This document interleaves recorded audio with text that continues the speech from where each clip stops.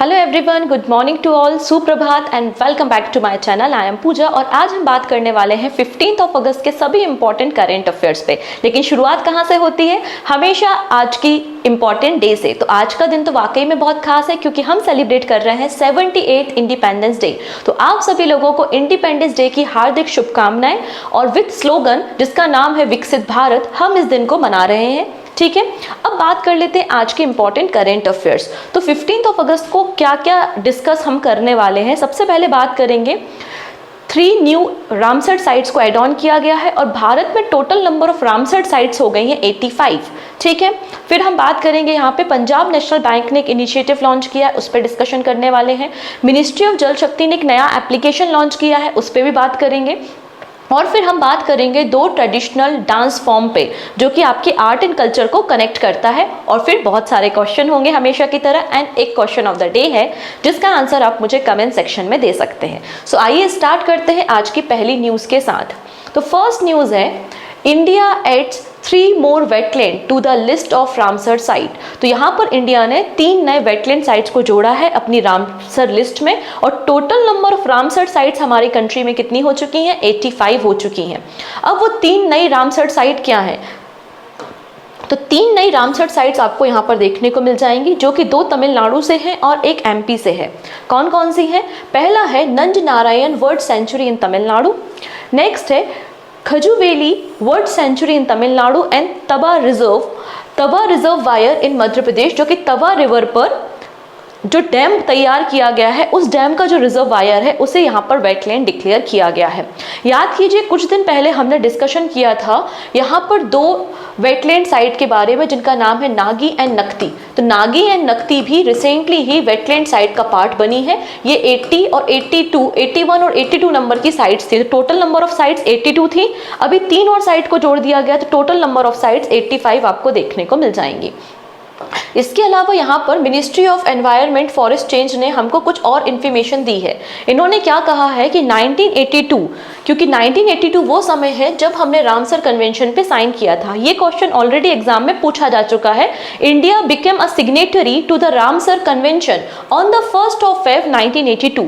तो 1982 से 2013 तक, 2013 इसलिए इन्होंने लिया क्योंकि 2014 से फिर एनडीए गवर्नमेंट आती है, इसलिए यहाँ पे 2 पार्ट्स आपको देखने मिल रहे हैं। तो 1982 से 2013 तक total number of Ramsar site जो एड ऑन की गई थी लिस्ट में वो 26 साइट्स थी और 2014 से 2024 के बीच में, मतलब इन 10 इयर्स में आप देख सकते हैं कि 59 न्यू साइट्स को एड ऑन किया गया है। ये इन्फॉर्मेशन भी दी है जिसके बाद हमारे देश में टोटल रामसर साइट्स कितनी हो गई हैं? 85 हो गई हैं।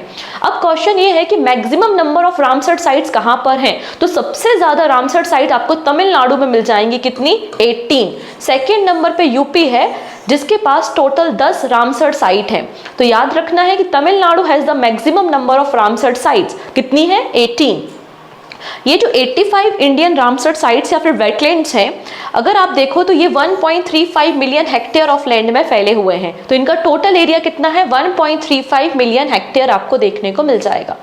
ठीक है, अब यहाँ पे जैसे कि नंज नारायण बर्ड सेंचुरी एक माइग्रेटरी बर्ड्स के लिए, एक विंटरिंग के लिए बिताने वाला समय है। ब्रीडिंग ग्राउंड यहाँ पे प्रोवाइड करता है ये माइग्रेटरी बर्ड्स के लिए, जिसमें 130 different kind of bird species पाई जाती हैं, देखी जाती हैं। सिमिलर यहाँ पे जो तमिलनाडु में खाजू वैली है वो भी आपका ब्रीडिंग ग्राउंड है जिसमें 40,000 से ज्यादा माइग्रेटरी बर्ड्स एवरी ईयर आते हैं ब्रीडिंग करने के लिए। और तवा रिजर्व मैंने बताया ही है आपको, तवा डैम पर ये रिजर्व देखने को मिलेगा। अगर हम एमपी की बात करें और एमपी के अलावा अगर हम बात करते हैं लार्जेस्ट स्मॉलेस्ट वेटलैंड साइट के बारे में, तो आइए इस पर भी डिस्कशन कर ही लेते हैं। सबसे पहली बात है लार्जेस्ट रामसर साइट कौन सी है? तो यहाँ पर मे बी पॉसिबल सुंदरवन आपको एग्जाम में नहीं दिया ऑप्शन, तो ऐसा तो होगा नहीं कि हम क्वेश्चन छोड़कर आ जाएं। तो हमें सेकंड और थर्ड भी पता होने चाहिए। अगर सुंदरवन ऑप्शन में नहीं है तो हमें किस पर टिक करना है? तो हमारे देश का जो सबसे बड़ा रामसर साइट है, सबसे बड़ा वेटलैंड है, वो सुंदरवन डेल्टा है जो कि वेस्ट बंगाल में आपको मिल जाएगा। सेकेंड नंबर पर वेवनाड है। वेवनाड आपको केरला में मिलेगा। फिर आपको चिल्का लेक मिलेगी उड़ीसा में। ठीक है, ये टॉप 3 हो गए। अगर हम स्मॉलेस्ट रामसर साइट के बारे में बात करें तो रेणुका लेक हिमाचल प्रदेश में है। इसके बाद आपको देखने को मिलता है बेम्बनूर वेटलैंड कॉम्प्लेक्स जो कि तमिलनाडु में आपको मिल जाएगा। फिर अगर ओल्डेस्ट रामसर साइट के बारे में बात करते हैं तो चिल्का लेक और केवल देव घाना नेशनल पार्क 1981 में इनको रामसर कन्वेंशन का पार्ट बनाया गया था, मतलब डेजिग्नेट किया गया था एज अ रामसर साइट। अब अगर हम एमपी के बारे में बात करें तो अब एमपी में टोटल नंबर ऑफ साइट्स 5 हो गई हैं। ये 4 साइट्स हैं और एक अभी एडिशनली जो अभी जोड़ा गया है वो है तवा रिजर्वायर। ओके, तो कौन कौन सी साइट्स है मध्य प्रदेश में? तो पहली है भोजलैंड। राजा भोज जो कि परमार वंश के राजा हुआ करते थे, तो राजा भोज के नाम पर ही इस साइट का नाम भोज वेटलैंड आपको देखने को मिल जाएगा। ये ह्यूमन मेड रिजर्वायर है। फिर आपको सांक सागर लेक देखने को मिल जाती है, ये भी ह्यूमन मेड रिजर्वायर है जो कि माधव नेशनल पार्क के अंदर आती है। सिरपुर वेटलैंड भी आपको मैन मेड वेटलैंड मिलेगा, ठीक है, इंदौर के पास मिलेगा। और ये यशवंत सागर है, ये भी आपको इंदौर रीजन में, मालवा रीजन में देखने को मिलता है, ठीक है। चलिए अब बात कर लेते हैं वर्ल्ड वेटलैंड डे के बारे में। तो एवरी ईयर 2 फेब को हम वर्ल्ड वेटलैंड डे सेलिब्रेट करते हैं, जिसको हम विश्व आर्द्र भूमि दिवस के नाम से जानते हैं। इसकी थीम क्या थी? तो 2024 में थीम थी wetlands and the human wellbeing. अब यहाँ पे 2 फेब को ही क्यों ये दिन सेलिब्रेट किया जाता है? इसका रीजन है रामसर कन्वेंशन। तो रामसर कन्वेंशन एक इंटरनेशनल ट्रिटी है जो कि कंजर्वेशन करती है हमारे वेटलैंड्स का, उनको प्रोटेक्ट करती है। और ईरान का एक शहर है जिसका नाम है रामसर, कैस्पियन सी के पास आपको ये देखने को मिलेगा, जहां पर ये कन्वेंशन साइन किया गया था। इसलिए इनको हम रामसर साइट या रामसर या फिर आर्द्र भूमि के नाम से जानते हैं। 2 फेब 1971 को ये कन्वेंशन आया था और भारत ने साइन किया था या रेटिफाई किया था 1 फेब 1982 में, ठीक है। चलिए फर्दर डिस्कशन करने से पहले एक छोटी सी लिस्ट है। ये वो टॉपिक्स है जो आपके पॉलिटी के टॉपिक्स हैं, टेस्ट सीरीज के टॉपिक है। आपको ये टॉपिक प्रिपेयर करने हैं फॉर योर अपकमिंग एग्जाम, और प्रिपरेशन करने के बाद आप टेस्ट सीरीज को दे सकते हैं, जिसमें आपको 30 पेपर्स देखने को मिलेंगे टॉपिक वाइज। ये जो रेड कलर के पेपर है ये अपलोडेड पेपर है, और एडिशनली अब धीरे धीरे मैं इसमें पेपर को ऐड ऑन कर रही हूँ, ठीक है। अब यहाँ पे जैसे कि अमेंडमेंट्स है, तो अमेंडमेंट का एक वीडियो मैंने कल बनाया था जिसमें मैंने सभी इंपॉर्टेंट 106 कॉन्स्टिट्यूशनल अमेंडमेंट डिस्कस किए हैं, आप इसको देख सकते हैं। तो आपको एटलीस्ट जो नया सबसे नया 106, 105, 104 एंड 2 अमेंडमेंट के बारे में इंफॉर्मेशन मिल जाएगी विद MCQ, ठीक है। चलिए नेक्स्ट बात करेंगे union government to include AYUSH in the Ayushman Bharat scheme. Next है union government to include AYUSH in the Ayushman Bharat scheme. अब क्या न्यूज़ है, ये आयुष को इंटीग्रेट किया गया है आयुष्मान भारत स्कीम में। पहले इसका थोड़ा सा बैकग्राउंड जानते हैं जिससे इस न्यूज़ को हम समझ पाएं। आयुष्मान भारत प्रधानमंत्री जन आरोग्य योजना, इस स्कीम को लॉन्च किया गया था 2018 में by the government of India, और ये वर्ल्ड की लार्जेस्ट हेल्थ केयर स्कीम है। इस स्कीम के अंदर पर family per year 5 lakh rupees का कवरेज प्रोवाइड किया जाता है कि आप किसी भी सेकेंडरी या फिर टर्सरी हॉस्पिटल में जाके अपना ट्रीटमेंट ले सकते हैं। और पूरा का पूरा फंड कौन देता है? सेंट्रल गवर्नमेंट देता है, मतलब फंडिंग गवर्नमेंट ऑफ इंडिया के द्वारा की जाती है, ठीक है। ये आपको स्कीम देखने को मिलेगी Ayushman Bharat. This initiative aim to improve health coverage for the large segment of the population. और ये जो स्कीम है वो हेल्थ इंश्योरेंस प्रोवाइड करती है 5 लाख रुपीस पर फैमिली पर ईयर। अब इसमें हम क्या कर रहे हैं? आयुष को इंटीग्रेट कर रहे हैं, मतलब अगर कोई इंडिविजुअल जो यहाँ पर आयुष से अपना ट्रीटमेंट कराना चाहता है, वो योगा से, सिद्धा से, यूनानी से अपना ट्रीटमेंट कराना चाहता है, तो उनको भी यहाँ पे कवर किया जाएगा, और वो भी कहीं पर भी अपना ट्रीटमेंट ले सकते हैं 5 लाख रुपए तक का, ठीक है। तो union government is working on the inclusion of Ayush, मतलब आयुर्वेदा, योगा, नेचुरोपैथी, यूनानी, सिद्धा and homeopathy package under the Ayushman Bharat प्रधानमंत्री जन आरोग्य योजना, ठीक है। ये जो योजना है ये 55 करोड़ लोगों को, मैंने जैसे कि कहा, कि टारगेट करती है, जो कि बॉटम 40% ऑफ द पॉपुलेशन है। ये वर्ल्ड की लार्जेस्ट हेल्थ इंश्योरेंस स्कीम है जो कि फुली फाइनेंस होती है बाय द गवर्नमेंट। अगर हम इसके फंडिंग पैटर्न के बारे में बात करें तो इसका फंडिंग पैटर्न क्या है? 60:40 का रेशियो है। 60% पैसा सेंट्रल गवर्नमेंट देती है, 40% पैसा स्टेट गवर्नमेंट देती है इन नॉर्मल स्टेट। लेकिन आपके जो नॉर्थ ईस्टर्न स्टेट है, हिमालयन स्टेट है, उसके इसमें ये रेशियो 90:10 का रेशियो आपको मिल जाता है।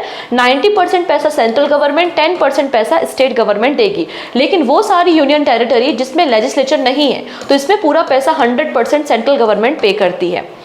अब इस पर्टिकुलर स्कीम को एग्जीक्यूट करने के लिए कोई ना कोई तो नोडल एजेंसी होगी, बिल्कुल सही है।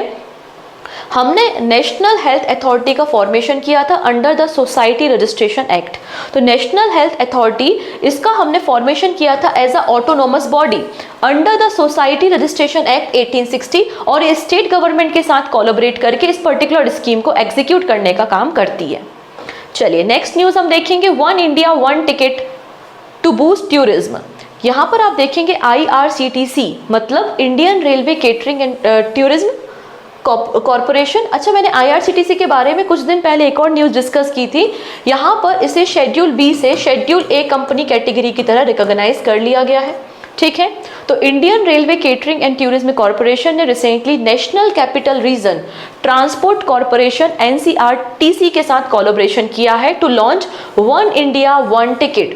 मतलब अगर आपको नमो ट्रेन की टिकट लेनी है या नॉर्मल आपको जो पैसेंजर ट्रेन की टिकट लेनी है, वो दोनों ही आपको एक सिंगल प्लेटफॉर्म से मिल जाएंगी to enhance the travelling experience for passengers on Indian railway and Namo Bharat train. अगर हम थोड़ी सी बातें करें नमो भारत ट्रेन के बारे में, तो Namo Bharat is an Indian electric multiple unit train build for rapid x मतलब रीजनल रैपिड ट्रांजिट सिस्टम। और इसको पहली बार यहाँ पे आप दिल्ली से मेरठ के बीच में जो आपका रैपिड एक्स सिस्टम देखने को मिलेगा, इसको 2023 में इनॉग्रेट किया गया था। ठीक है, अब इसके बेनिफिट्स क्या हैं? It will allow passenger to book Namo Bharat ticket through the IRCTC platform. तो नमो भारत ट्रेन की टिकट को भी IRCTC प्लेटफॉर्म से आप ले सकते हैं, पहली चीज। और फ्लेक्सिबिलिटी है, इसमें कैंसिलेशन का ऑप्शन भी है और रिफंड का ऑप्शन भी अवेलेबल है। Passenger can generate unique QR code for the NaMo Bharat train ticket जो कि 4 दिनों तक वैलिड रहेगा। Namo Bharat ticket can be booked up to the 120 days in advance में, जैसे कि रिजर्वेशन करते तो रिजर्वेशन की तरह इसको भी एडवांस में हम फिल कर सकते हैं करेंट रेलवे रिजर्वेशन विंडो का इस्तेमाल करके। और ये IRCTC के प्लेटफॉर्म में सारी सर्विसेज को इंटीग्रेट कर दिया गया है। नेक्स्ट है यूनियन जल शक्ति ministry launch flood watch India 2.0 application. 2.0 application मतलब ये ऑलरेडी एग्जिस्टिंग जो एप्लीकेशन है उसका एक अपग्रेडेड वर्जन लॉन्च किया गया है। ठीक है, आइए बात करते हैं। In order to improve flood forecasting and flood management, अभी बहुत बड़ी समस्या बनी हुई है। आप देख रहे हैं हर एरिया में आपको फ्लड की प्रॉब्लम देखने को मिल रही है। तो in order to improve flood forecasting and flood management system in the country, the government of India has launch and improve flood watch India 2.0 application, जो कि रियल टाइम इंफॉर्मेशन देगा कि फ्लड की सिचुएशन अक्रॉस द कंट्री क्या है। आपके mobile phone में ये अवेलेबल होगी, स्मार्टफोन में अवेलेबल होगी। और ये जो एप्लीकेशन है वो एंड्रॉइड यूज़र के लिए भी है और iOS यूज़र के लिए भी आपको ये एप्लीकेशन देखने को मिल जाएगी। इसमें जो इन्फॉर्मेशन है वो टेक्स्ट के फॉर्म में भी अवेलेबल है, कोई पढ़ना नहीं जानता तो वो सुन सकता है, तो मतलब ऑडियो फॉर्मेट में भी आपको इन्फॉर्मेशन अवेलेबल होगी हिंदी और इंग्लिश लैंग्वेज में। The flood watch India app 2.0 is an upgraded version of flood watch India app launch in August 2023। तो 2023 में जो एप्लीकेशन लॉन्च किया था उसका ही एक अपग्रेडेड वर्जन है और इसको डिजाइन या डेवलप किसने किया है? तो सेंट्रल वाटर कमीशन ने इसको तैयार किया है। ये सेंट्रल वाटर कमीशन वर्क करता है under the union ministry of जल शक्ति और इस पर्टिकुलर मिनिस्ट्री को भी कौन संभाल रहे हैं? तो CR पाटिल इसको संभाल रहे हैं। It can provide information related to the flood forecast up to the 7 days on the real time basis to the public.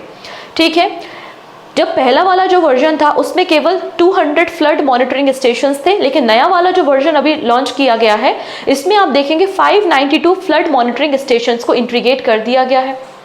ठीक है, इसके अलावा एक और खास बात है इस नए एडिशन में, ये जो नया एडिशन है ये एडिशनल इंफॉर्मेशन प्रोवाइड करता है about the storage position of 150 major reservoir in the country. तो हमारे देश के जो 150 महत्वपूर्ण रिजर्वायर है उसमें क्या कंडीशन है वाटर की, वो भी रियल टाइम मॉनिटर करके हमको बताएगा। हिंदी और इंग्लिश में अवेलेबल आपको ये मिल जाएगा। ठीक है, डन। चलिए नेक्स्ट बात करते हैं INS अरिघात। INS अरिघात हमारे देश का आपको सेकेंड सबमरीन देखने को मिलेगा जो कि न्यूक्लियर पावर सबमरीन है और बहुत जल्दी इसको कमीशन किया जाएगा। India is now all set to commission its second nuclear power submarine INS Arighaat, जो कि एक न्यूक्लियर मिसाइल से लेस है जिसमें आपको न्यूक्लियर वॉरहेड देखने को मिल जाएंगे। INS Arighat is India second indigenously build nuclear power ballistic missile submarine है, ठीक है। और पहला जो सबमरीन जो कि इंडिजीनियसली हमने डिजाइन किया था, जिसको कमीशन किया गया है, उसका नाम है INS अरिहंत, और INS अरिहंत को 2018 में कमीशन किया गया था।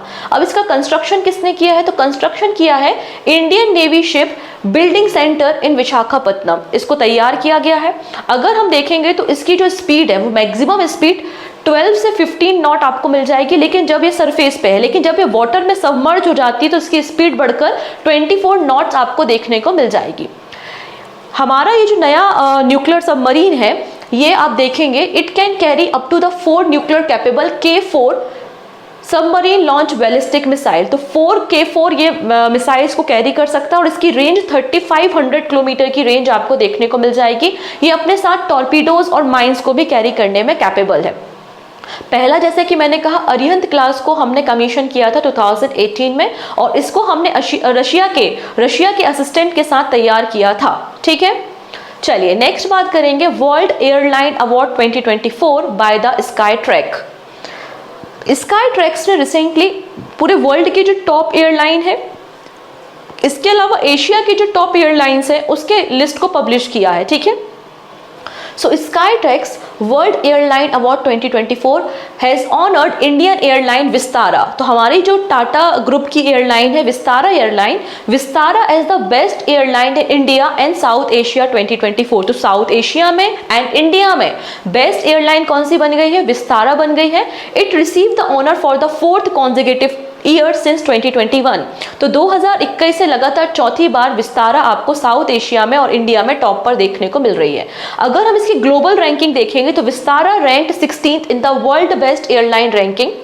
तो वर्ल्ड में आप देखोगे, देखो याद क्या क्या रखना है, इंडिया में और साउथ एशिया में विस्तारा एयरलाइन फर्स्ट नंबर पे है, लेकिन वर्ल्ड में विस्तारा एयरलाइंस आपको वर्ल्ड में आपको ये 16 पोजीशन पे देखने को मिल जाएगी। वर्ल्ड में ये आपको 16 पोजीशन पे मिल जाएगी। वहीं एशिया में ये आपको 8th पोजीशन पे देखने को मिल जाएगी, ठीक है। तो इस तरीके से अलग अलग रैंकिंग है, इंडिया में है, साउथ एशिया में है, एशिया में है और वर्ल्ड में है। Vistara is ranked 16 in the world best airline ranking and the 8 in the Asia's best airline ranking, ठीक है। चलिए इस बारे में और बात कर लेते हैं। अब बात करेंगे टॉप 5 बेस्ट ग्लोबल एयरलाइंस। तो लगातार 8वीं बार 8 कॉन्जिक्यूटिव ईयर से कतर एयरलाइंस टॉप पर है। कतर के बाद आपको सिंगापुर एयरलाइंस मिल जाएगी और सिंगापुर एयरलाइंस के बाद आपको एमिरेट्स मिल जाएगा, जो कि यूएई की आपको फ्लाइट्स देखने को मिलती है, एयरलाइंस देखने को मिलती है। तो ये टॉप 3 हो गई आपकी वर्ल्ड की। और इंडिया में टॉप 3 कौन सी है? इंडिया एंड साउथ एशिया में तो विस्तारा फर्स्ट पे है, देन इंडिगो, देन एयर इंडिया आपको देखने को मिल जाएगी, ठीक है। विस्तारा, इंडिगो एंड एयर इंडिया, ये इंडिया एंड साउथ एशिया में टॉप 5 बेस्ट एयरलाइंस आपको मिल जाएंगी according to the Skytrax, okay. Next बात करेंगे उत्कृष्ट सर्टिफिकेशन के बारे में। रिसेंटली उत्कृष्ट सर्टिफिकेशन दिया गया है national institute for MSME Hyderabad को, ठीक है। क्यों दिया गया है? क्योंकि इन्होंने एमएसएमई के डायरेक्शन में अच्छा काम किया है, नया इनोवेशन किया है और एम्प्लॉयज़ को ट्रेन भी किया है। तो national institute for micro small and medium enterprises in Hyderabad has been awarded the उत्कृष्ट 3-star rating by the capacity building commission. तो कैपेसिटी बिल्डिंग कमीशन ने ये अवार्ड इनको दिया है for the successful completion of the national standard for the civil service training institute, ठीक है। और इसको रिसेंटली रिकॉग्नाइज किया गया in the field of promotion and development of MSME. किसने दिया है? कैपेसिटी बिल्डिंग कमीशन ने दिया है। तो क्वेश्चन कैसा बन सकता है? क्वेश्चन ऐसा भी फ्रेम किया जा सकता है कि विच ऑर्गेनाइजेशन अवॉर्डेड द उत्कृष्ट 3-star rating to the national institute for micro small and medium enterprises in Hyderabad. तो किसने किया है ये? Capacity building commission. Option A बिल्कुल करेक्ट हो जाएगा। नेक्स्ट बात करेंगे PNB, Punjab national bank launch PNB Anant Drishti braille debit card, ठीक है। ये अनंत दृष्टि डेबिट कार्ड किसने लॉन्च किया है? आंसर हो जाएगा पंजाब नेशनल बैंक ने लॉन्च किया है। किस तरीके का कार्ड है? इसमें ब्रेल स्क्रिप्ट लिखी हुई है, जिससे जो भी लोग देख नहीं सकते, जो विजुअली इम्पेयर्ड कस्टमर्स हैं, उनको ये फैसिलिटी प्रोवाइड की जाएगी। तो Punjab national bank has launch the PNB Anant Drishti braille debit card, a new debit card specially design for the visually impaired customer. और ये जो कार्ड है ये कॉन्टेक्टलेस भी है और ये NCMC मतलब जो नेशनल कॉमन मोबिलिटी कार्ड की तरह भी काम करेगा। मतलब इसका इस्तेमाल ट्रैवलिंग में, टिकट करने में, टोल प्लाजा में किया जा सकता है। Debit card is available on the RuPay network powered by the RuPay. ठीक है, जिससे ये जो विजिबली इम्पेयर्ड पर्सन है वो अपने करेंट अकाउंट या सेविंग अकाउंट अगर उनके पास है तो वो इस डेबिट कार्ड को ले सकते हैं नियर बाय जो भी पंजाब नेशनल बैंक की ब्रांचेस है। अब इसकी कुछ लिमिट है। एलिजिबिलिटी तो आपको समझ में आ गई, कोई भी इंडिविजुअल जो विजिबली इम्पेयर्ड है जिसका सेविंग अकाउंट या करेंट अकाउंट है PNB में, तो वो यहाँ से डेबिट कार्ड को ले सकते हैं किसी भी नियर बाय PNB ब्रांच से। अगर हम इसकी लिमिट देखेंगे तो ATM लिमिट कितनी है, तो पर डे 25,000 ATM लिमिट आपको देखने को मिल जाएगी। और जो पॉइंट ऑफ सेल होते हैं या E-कॉमर्स प्लेटफॉर्म होते हैं उस पे जो लिमिट है वो 60,000 रुपीज़ की है। अब यहाँ पे कॉन्टेक्टलेस ट्रांजेक्शन प्रोवाइड किया जा रहा है, तो कॉन्टेक्टलेस ट्रांजेक्शन की जो लिमिट है यहाँ पर इंडिविजुअल की है वो अप टू 5,000 रुपीज़ है विदाउट पिन को इंसर्ट करने की ज़रूरत नहीं पड़ेगी। लेकिन अगर आपको पिन के साथ यहाँ पे इंसर्ट करना है तो आप लिमिट को बढ़ा सकते हैं। चलिए, इसके अलावा यहाँ पे कुछ और रिसेंट में बैंकिंग फैसिलिटीज़ को लॉन्च किया गया है। जैसे कि कल मैंने डिस्कशन किया था अबाउट द गोल्डन सर्कल, तो गोल्डन सर्कल ये जो नई इनिशिएटिव लॉन्च की है वो किसने की है, DBS बैंक ने की है फॉर द सीनियर सिटीजन। इसके अलावा LIC ने भी जो आपके टर्म इंश्योरेंस प्लान है यूथ को इनकरेज करने के लिए 4 न्यू इनिशिएटिव लॉन्च किए हैं। कौन कौन से, LIC Yuva term, LIC Digi term, LIC Yuva credit and LIC Digi credit, ये सब हमने डिस्कशन किया था। फिर सेबी के बारे में हमने बात की थी कि उन्होंने सेवा चैटबॉट लॉन्च किया है सिक्योरिटी मार्केट के रिगार्डिंग जो भी कंप्लेंट्स होती हैं उनको रिजॉल्व करने के लिए। तो आप इनको भी पढ़ सकते हैं और PDF में ये सारी इन्फॉर्मेशन मिल जाएगी। अच्छा, PDF कहाँ से मिलेगी? सो PDF लेने का सिंपल सा फंडा है, आप ये टेलीग्राम चैनल ज्वाइन कर सकते हैं पूजा जैन CA 247, यहाँ से भी आपको फ्री ऑफ कॉस्ट PDF मिल जाती है। अदरवाइज आप पूजा जैन क्लासेस एप्लीकेशन को डाउनलोड कर सकते हैं। पूजा जैन क्लासेस एप्लीकेशन आपको मिल जाएगी, ठीक है, प्ले स्टोर पे, और वहाँ से भी आप इजीली PDF को डाउनलोड कर पाएंगे। डन। चलिए, अब कुछ शॉर्ट न्यूज़ देखेंगे। अभी ना 1 हफ्ते पहले ही अगर देखोगे तो ईरान के वाइस प्रेसिडेंट को अपॉइंट किया गया था, लेकिन अब इन्होंने स्टेप डाउन कर लिया है। तो Iran vice president Mohammad Javad Zarif has resigned from his post just 11 days after his appointment. अच्छा, ईरान के प्रेसिडेंट कौन है? ईरान के प्रेसिडेंट आपको मिल जाएंगे मसूद पेजेस्कियन।